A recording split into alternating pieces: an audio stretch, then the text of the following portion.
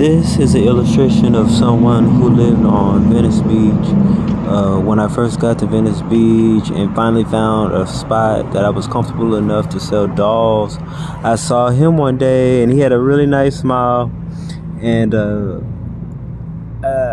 he was smiling, and I knew he was high. I just assumed he was high on weed, and I did think maybe he was high on something else, but I didn't know what though. And so I was like, well, I'll probably see him around or something. And yeah, I would see him around. He would always be smiling. And later on, he became kind of like, he would always be like growling or yelling and just, I don't know, doing things to disturb people sometimes. Like, cursing at people or just acting very like sporadic or like ratted. Like he was just very like I don't know, like do real quick movements and stuff to like startle people. And he's kind of had like the characteristic of like a trickster. And later on, I kind of found out he was doing crystal meth, and I kind of knew, but then I was like for sure, like it was crystal meth was, because something, he told me. But yeah, just a really interesting person. He was one out of a few people who I just really found interesting. How they just were very, you just don't really know, but he seemed like this was going to be it, like living on the beach, eating out of the trash can and stuff. And this illustration is showing like the time that I came back to Venice, and I had left Venice maybe for like 5 months, and then I came back, and I was hoping to run into like all the people that I knew and stuff. And I saw him, and he also was like one of the people who like kind of deteriorated. Like they were very healthy, or they were more healthier when I first met them, but as time went on, if their health didn't like deteriorate, their appearance deteriorated. And he went through the ups and downs. I don't know if somehow he cleaned himself and got fresh clothes, but it would be after a while of like wearing the same stuff for a long time and eventually getting very dirty from digging in the trash and stuff. And so this, like, I had left, and then I came back like 5 months later, and then I saw him, and he was digging in the trash can, and he was throwing all the trash out on the ground, and people witnessed it. These two people saw it, and they were bothered by it, because he was throwing the trash on the ground. And part of it, I think he was doing it was to like ruin people's day. He was looking for food, and it was like, I think the food was like secondary. Like if I find the food, then I'll have some food. But what I really want to do is just cause a scene. So he's like growling and yelling and throwing trash on the ground. I didn't really show that well in the illustration, because the guy digging in the trash in the illustration looked kind of calm. But he was just like Tasmanian devil, just throwing trash on the ground.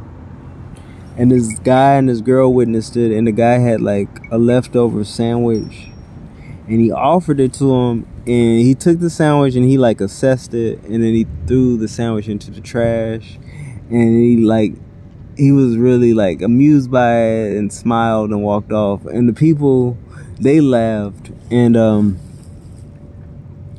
I just thought like it was so trickster of him, like so like like a little kid, like And then I also thought like maybe the deeper meaning behind it, like maybe he was I definitely know he was doing like causing a scene on purpose,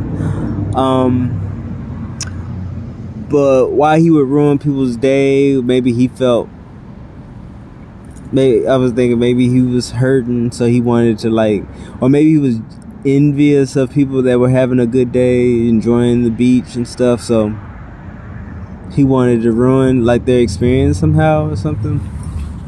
Or that, you know, he was like, I'd rather eat out of the trash than accept your charity. But the attention was wanted though, so because what he was doing was definitely wanting attention. But it was also the guy's leftovers too, and so it was like, you know, your only reason for giving me this is to like tame me or calm me down from what it is that I'm doing, and I don't really need your charity if I can get food out of the trash. Like, what makes you think I need your charity? And something about it, like, I understood what he was doing so well. Like, I understood it so well, and it was like, maybe he did it out of anger, or maybe he did have a point to make. You know, I don't know what's going on in another person's head, but I feel like he had a point to make, and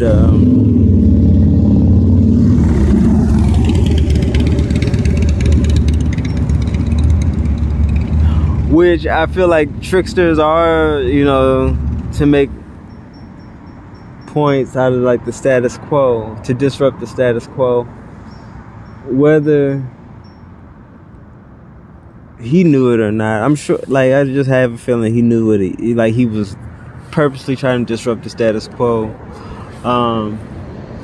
And I feel like maybe he felt he was left. Like, I don't know his relationship with his family, but some may look at it like maybe he left his family to go, you know, purposely or not, like, give into like drugs and living on the streets. Or maybe he felt like he was left, like maybe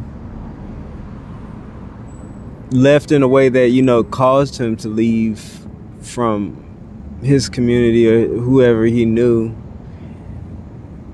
You know, but definitely, I mean, I know he was dealing with some pain, and so yeah, like I said, he just would walk around growling. I never really saw him. He never really socialized with people, but he knew where to get food, if, you know, clean food of, you know, places that gave out food. But it also seemed like he made up his mind to like live this life of just staying on the beach and eating out of the trash, like, for his main source of food.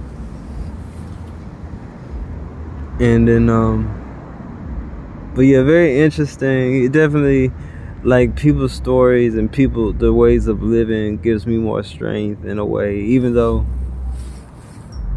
maybe you would think like you shouldn't have to pull from things like that. But I partly feel sorry for people who are like dealing with issues, but then I also just admire their strength as well. So it's because he definitely was a survivor, even if he didn't care any longer, you know, like whatever may happen when it happened. It's like kind of how he lived. And some others, like, you know, the risk was like, I guess, the drugs, but and hygiene, like just not really caring anymore. But probably like, oh, I woke up again, so I'll live another day until I can, you know. So, but yeah, he would like walk around at night growling and cursing out loud,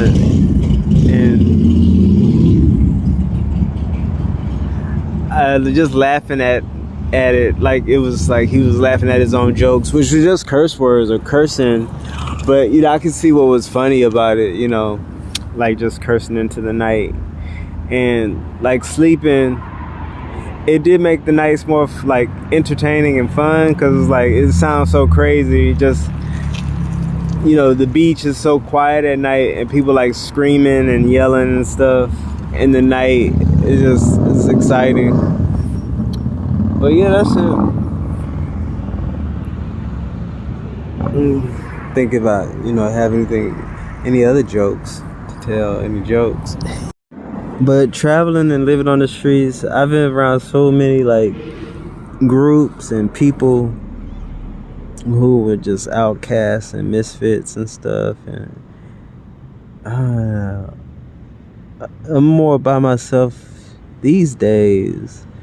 But I feel like I'm still meeting people who just like they're just so, I don't know, they're so lovable because I see myself in them, and I felt so alone and mad that I'm alone. So I see why they're mad, and yeah, outcasts and misfits. I'm always got my eye on them, and it makes it hard to leave the streets because I love them.